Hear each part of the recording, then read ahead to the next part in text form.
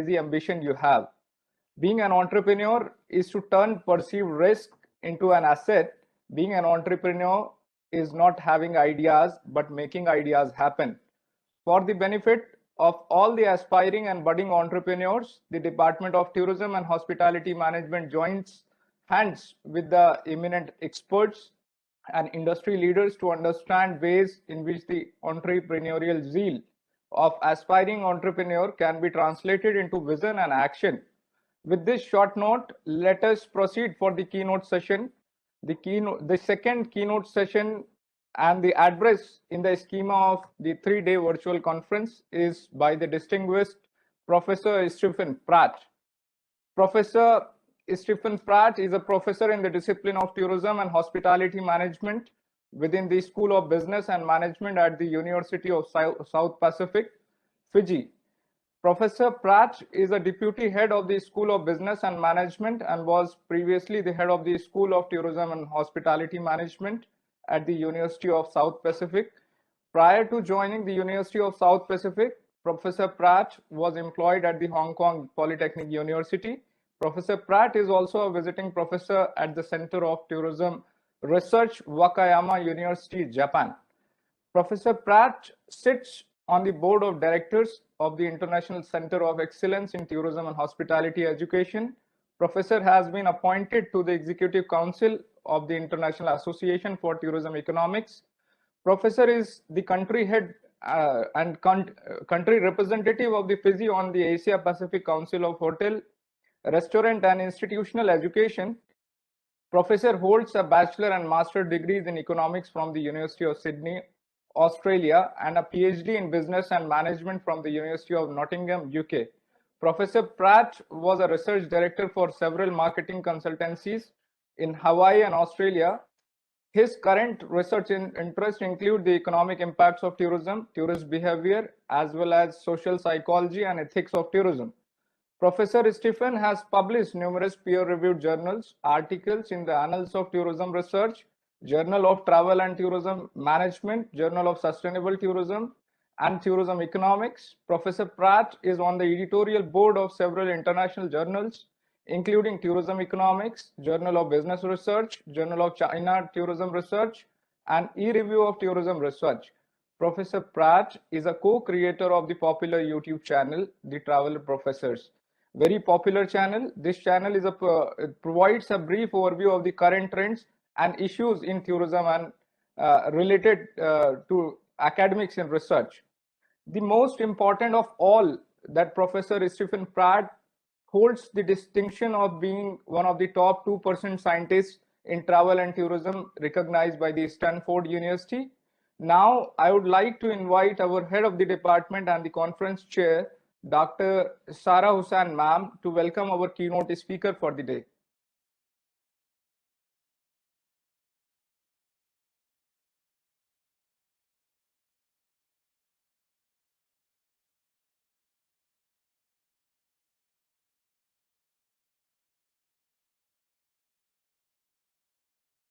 Sarah ma'am.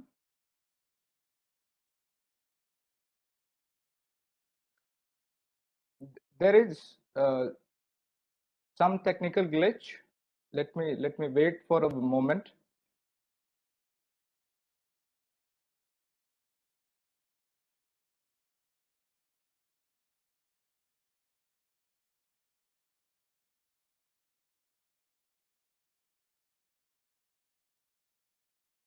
Well, I can just say hello and thank you. If Dr. Sarah is not online, I can just start if you're okay with that. I mean, you already give me a very generous introduction.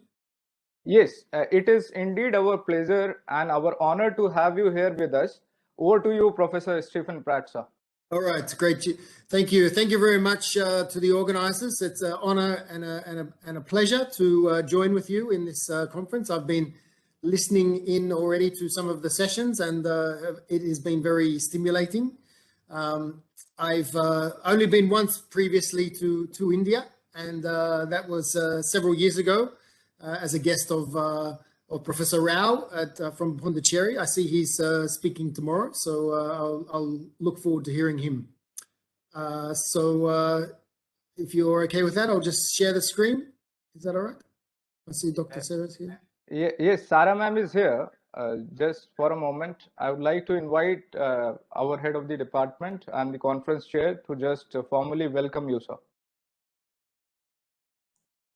Hello, Professor Pratt. Thank you so much for constantly being in touch and accepting our invitation. And on the behalf of our department, I welcome you to this conference.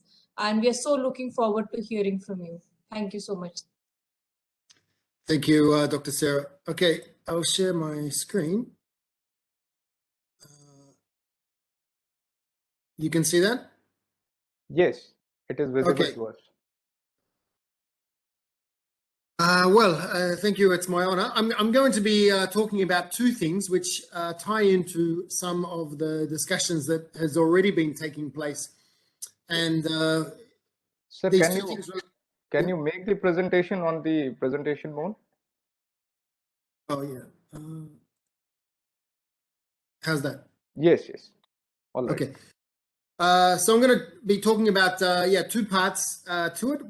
The first part is some research that I've published about understanding entrepreneurial intentions, and that was conducted amongst students. And then the second one, I just wanted to share some of the work that we've been doing amongst the students. We teach a tourism business entrepreneurship course. So I thought some of you might be interested in seeing what we do here and in trying to get our students to be more entrepreneurial. So I think we've covered some of this, already, and I think this is fairly well understood. The benefits of entrepreneurship I've listed there, including developing the economy, raising employment opportunities, improving products, and there's lots of different. There's several different definitions of entrepreneurship. The most common one is probably new business, starting new businesses. But other people have also, talked about it's not necessarily about starting new businesses. It's about innovation, or it's about being proactive. So, and in terms of tourism or entrepreneurship in the tourism field, then we see, particularly in developing countries. So Fiji is a developing country, and was already mentioned that, we want to train our young people up to be entrepreneurial, to have an entrepreneurial spirit. And I think this is quite important, that, especially when there's crises like COVID-19, that young people are not just dependent on employers or existing employers, but they can see opportunities themselves. So I'll share some results about a paper I published several years ago in the Journal of Business Research, and there's the reference there. I can share the slides with colleagues later, and that can be shared around. Again, I'll go fairly quickly through it because many of these things are understood. So I want to emphasize the importance of entrepreneurship, and emphasize how extremely important it is in a developing country context, because as the quote is there, when tourism entrepreneurships are present, does the community's climate, the landforms, the flora and fauna, the history, the culture become tourism resources that can be transformed into tourism attractions. So I listened into track 3 on the previous session, which was quite interesting, and there was several studies there that looked at this idea of entrepreneurial intention. So in terms of the literature, the paper brings together two sort of popular models looking at entrepreneurial intention. And as the definition says there, it refers to establishing a planned venture and highlighting the link between the cognitive theory, so the idea of starting and doing the activity itself. And we empirically test a model that brings together Asgen's theory of planned behavior, I think, which is very well known, but also Shapiro's entrepreneurial event. So these have been in the literature quite widely operationalized, and Kruger in some of his work said his was a conceptual paper and said, well, we should, and empirical, and said there's support for both of these models, and perhaps we should be, combining the models, and therefore we test this. So here's the conceptual framework. We can just take a minute to look at that. I'll point out some of the facts, some of the highlights or characteristics. Some of you will recognize the theory of planned behavior or elements of that. So over here we have entrepreneurial intention, right? The intention to, let's say, start a business. And this is dependent on personal attitude. So you have to have entrepreneurs have to have an attitude of wanting to start an entrepreneurial or start up a business.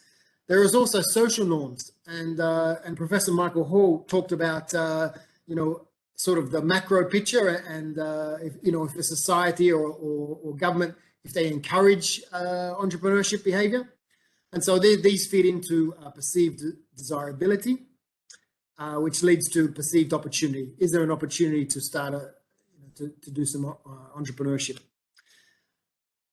So in addition to this, there's the idea of self-efficacy. So, does the person have the belief in themselves that they can do it?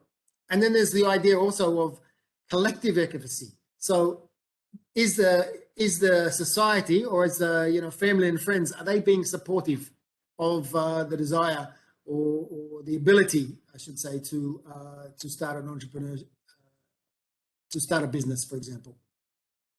So perceived feasibility, the idea that, can you do it, as well as the desire to be an entrepreneur, feeds into this, both the idea of perceived opportunity. And then we also include, from Shapiro's model, this propensity to act. So you could have an opportunity, but you need to be, let's say, stimulated to act. And then that act mediates and drives the entrepreneurial intention.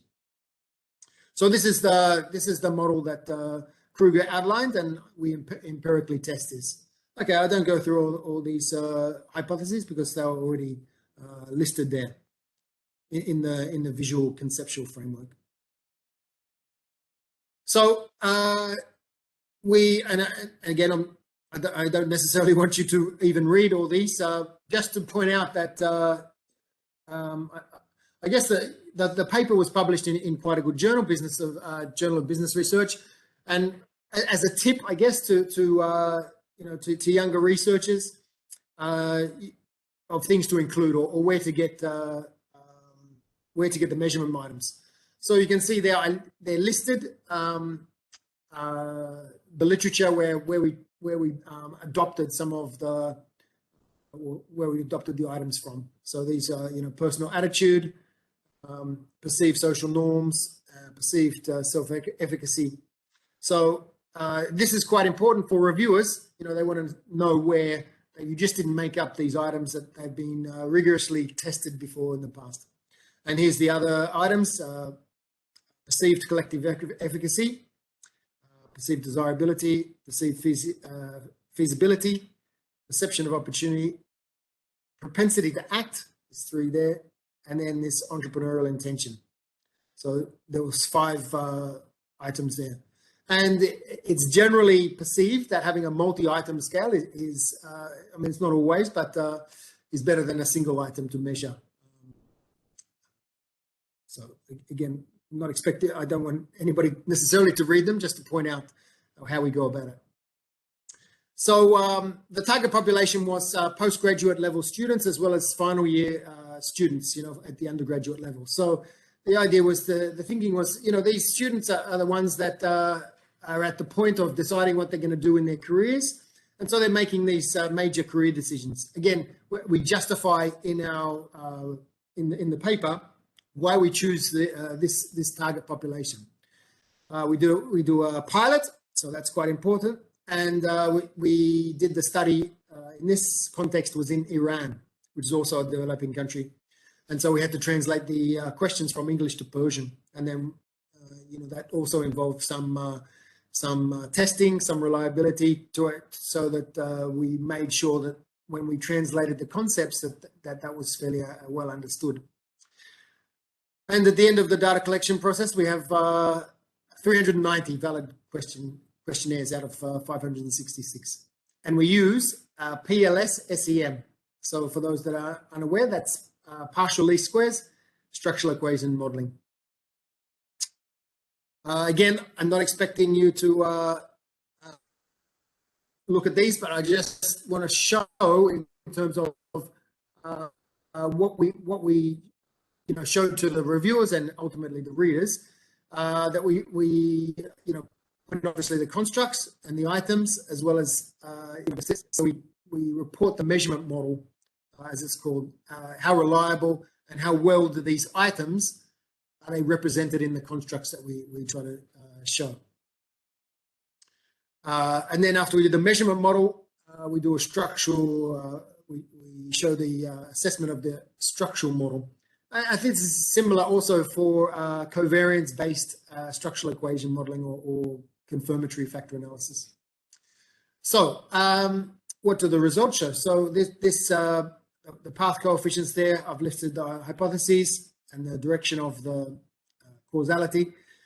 And we list the path coefficients, which are like regression coefficients, their t-values with the 3 asterisks, stands for significant at the 1% level. And then usually the decision there. So hypotheses 1 to 8, all supported except for hypothesis 2. So again, we present the conceptual framework this time, but this time, we put the path coefficients on and their significance. The darkened lines mean they're supported, mean they're statistically significant, at least at the 95% level. And then we have the dotted line to show that it wasn't significant at that level. So again, just I guess a tip, if you run a model like this or something similar, what to include, what not to include, because lots of the software show lots of different numbers, lots of different, so putting the most appropriate and explaining the most appropriate statistics is quite important. Okay, so just to summarize the research there, we tested eight hypotheses, all except for hypothesis 2 cannot be rejected. So we conclude that entrepreneurial intention is significantly influenced by the personal attitude, self-efficacy, collective efficacy, and propensity to act. And respondents have this high positive attitude to tourism entrepreneurship. That's consistent with some of the other literature. And then it's also useful to pull out some of the highest items. So that have the highest loading factors. So one was, I would enjoy the financial rewards of starting my own tourism business. And if I had the opportunity and resources, I'd like to start a tourism firm. So these are quite highly related to the underlying construct. The other conclusions are that, so H3, that perceived feasibility is positively influenced by perceived efficacy. This is in line with most tourism research. And students need to have enough belief in their own ability. Those that do are more likely to create a startup. What else should I highlight? High entrepreneurial feasibility. Is the entrepreneurial environment conducive to starting up, and is there desire there? So once they're in place, then we see an increase in the perceived opportunity. And then in hypothesis 7, the perceived opportunity influences the entrepreneurial intention.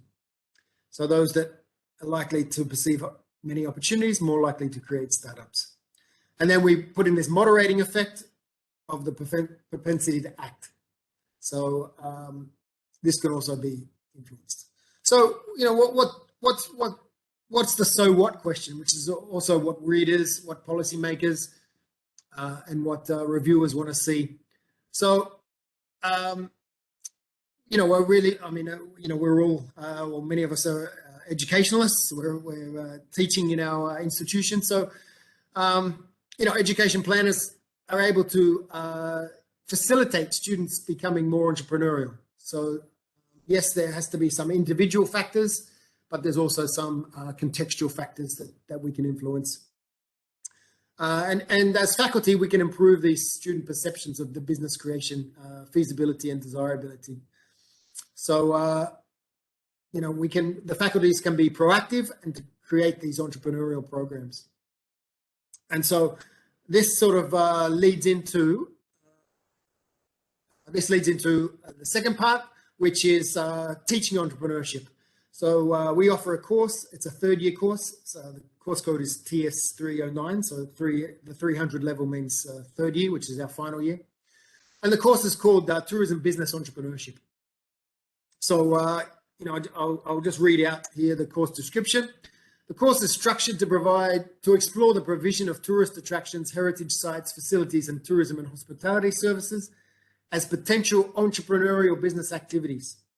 And the components of the course address entrepreneurial ideas and concepts surrounding the development of a business plan, you know, for a resort or an attraction that the tourists need to do. So as we'll see, that the main assessment is to get the students to create a business plan, which involves, you know, lots of the important components. The course also incorporates practical applications from different sectors in the industry, including accommodation, tour operators, and facility managers. We invite, understandably, we invite lots of industry to come and give guest lectures, especially small business startups. Again, I can share the slides with you. We won't read them all, but these are the course learning outcomes. But I just want to highlight, I guess, the course learning outcome 4 there. So complete collaboratively the essential components of a tourism business plan, which include the marketing plan, the mission statement, human resources, the financials, internal and external environmental analysis. So like we get the students to do a pestle analysis. They do a SWOT analysis. They do a market analysis, some risk management. They look at insurance, liability, and, you know, getting community involvement. So they take into account all of these, and we also give them some. So this is the course content. So our semester in Fiji has 14 weeks. So this is the weekly plan, and we focus on. You know, I heard one of the previous presentations was about community-based tourism or ecotourism. So you can imagine, if you know anything about Fiji, this is a very, we have the resources here for this type of thing. So we really want to emphasize it. So we get the students to design an ecotourism resort. So they do marketing, planning. You can read their planning, HR, they work on their business plans. So that's our 14-week schedule. And this is our assessment. So we have 60% coursework, 40% exams. I don't know if any of you use Perusal, which is it's like set readings, and students get marked based on their interaction with the document. They can highlight it, refer to other documents. So they do these weekly. They do a presentation. Obviously we have tutorials that they attend. They first present their marketing plan, which is a component of their business plan. So they do that. And then, you know, the major component is this business plan, which includes their workbooks that they've been, there's like a journal that they've been keeping all semester. And then they have some other quizzes, and then we have an exam. But I just want to also emphasize, so I just took some screenshots of some of the student projects for last semester. And we also give them hard skills. So they use either, we teach them how to design a website, either using Wix or WordPress. So they develop, you know, they design their eco lodge, or in this case, yeah, an eco lodge. Or this one was about agritourism. And then, so they design their own website, and they also keep their own social media. So they created, some, I want to say fake, but I guess they're fake. Yeah, so some fake accounts on like Facebook page for their for this resort. So these two go together on the left. This is their presentation and website, and then this is their Facebook page. They provide some Instagram account for their business. So yeah, so this is how we get the students to, as much as possible, to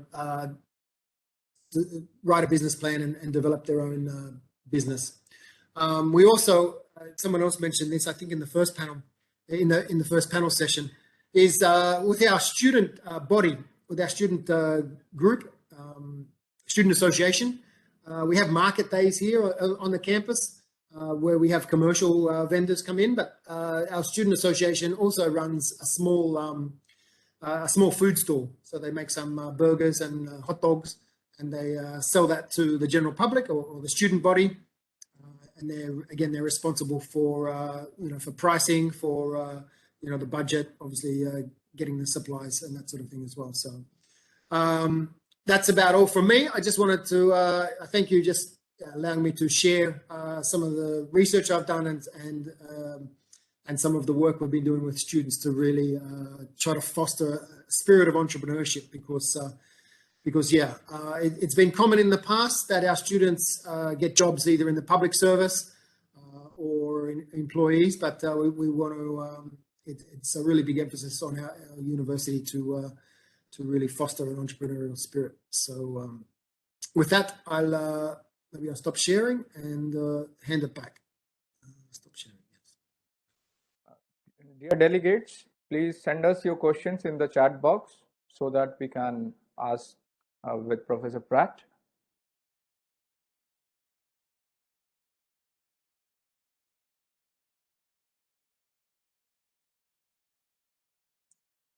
There's a question already there in the chat box, Arman. Yeah, I have just seen it. Sir, there is a question by Sahid Khan that he wants to know about any entrepreneurial venture needs funding.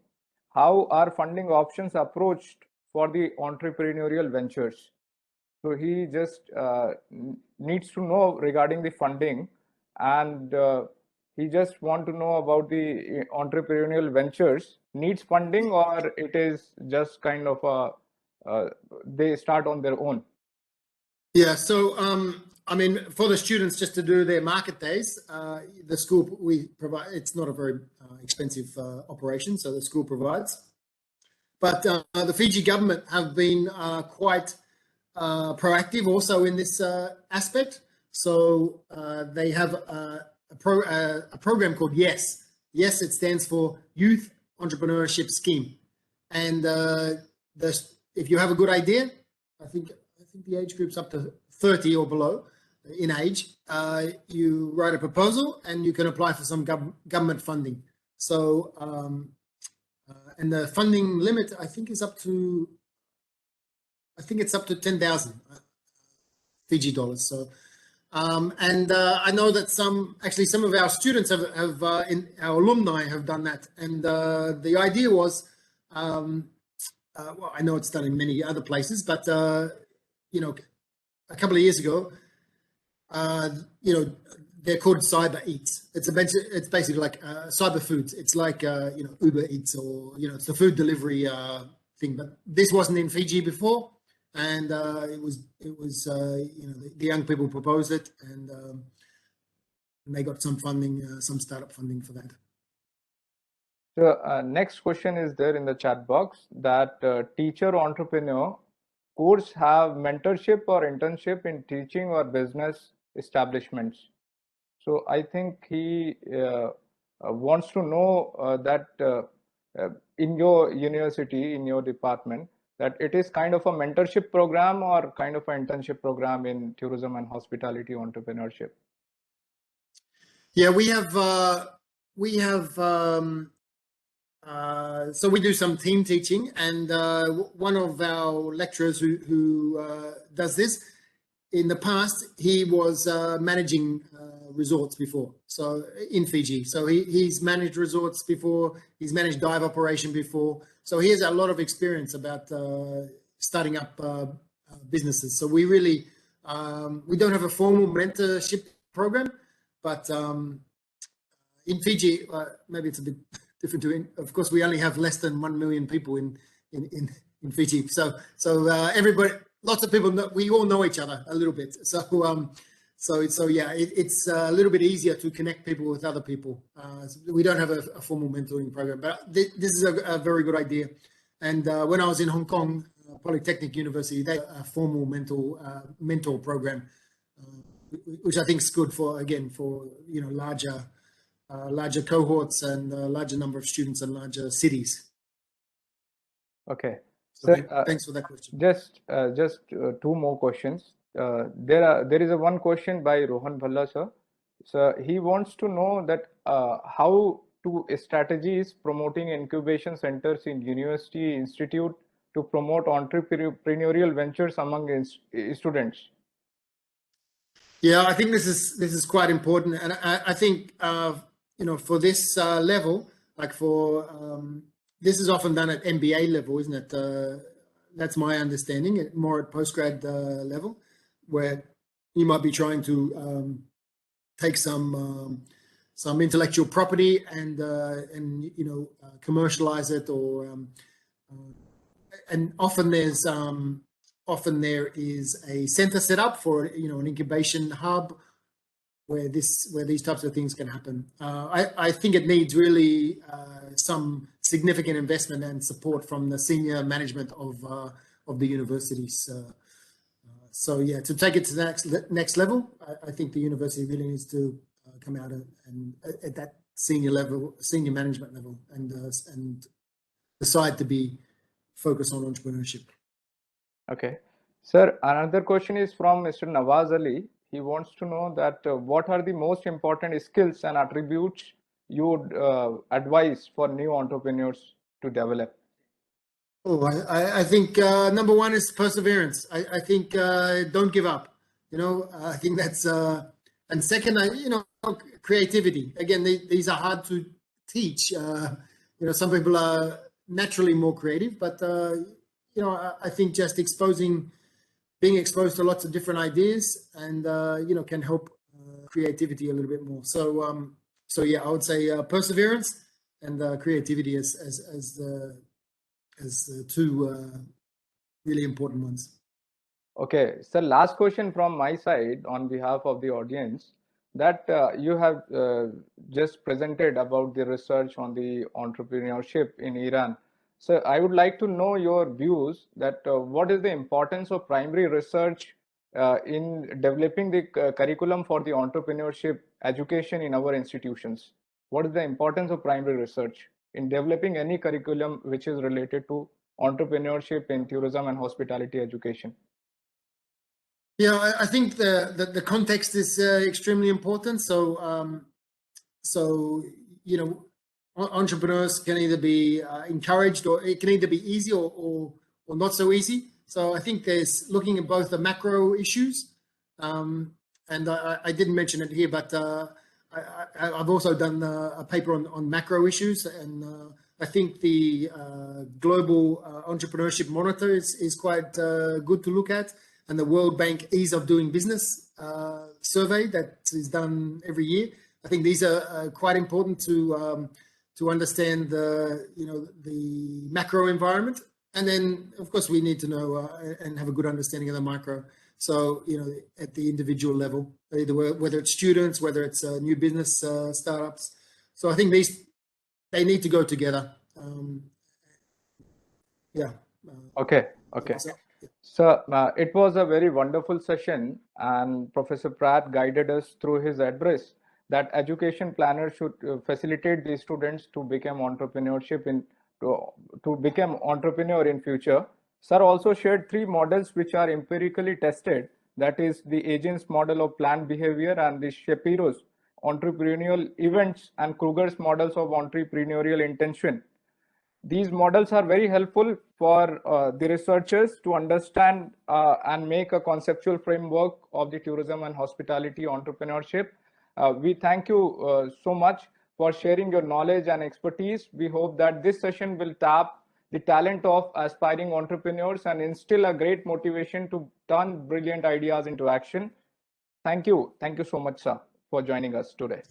Well, thank you again for the invitation. I hope you found it useful, and I look forward to one day revisiting India and sharing some more ideas and research with new friends. So thank you very much. Sure. I have seen one of your video of playing cricket in Pondicherry. We hope for that too in our stadium. Oh, thank you. Okay. Thank you, sir. Thank you.